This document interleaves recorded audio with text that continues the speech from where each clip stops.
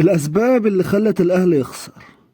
الأهلي بدأ يخسر من أول يوم بدأ يبيع فيه ولاده واللاعيبة اللي كانت بتجيب له البطولات.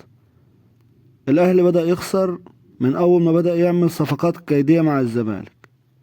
الأهلي بدأ يخسر من أول ما السماسرة دخلوا النادي.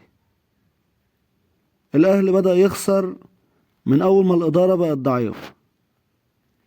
الأهلي بقى بيخسر عشان اللعيبة اللي بقت بتاخد ملايين ولا فارق معاه أي حاجة.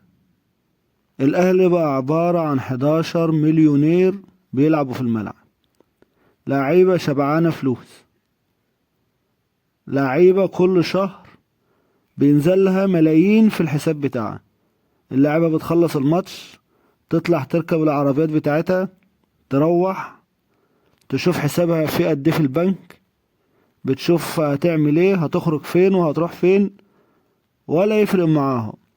الجماهير اللي بتقبض 4000 و5000 جنيه وعليهم اقساط وعليهم لهو نص الليل، وبيتسلى في الفلوس اللي بيروحوا بها الاستاد عشان يتفرجوا على 11 متخاذل بيلعبوا في الملعب.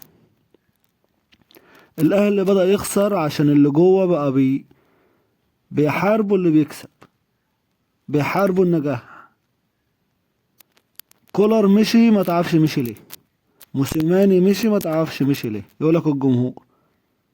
عماد النحاس مشي ما تعرفش مشي ليه. بيجيبوا مدربين من الوسخ للأوسخ، من الوسخ للأوسخ، واللاعيبة بقت خرا. إمام ولا زيزو ولا أي هباب فيهم.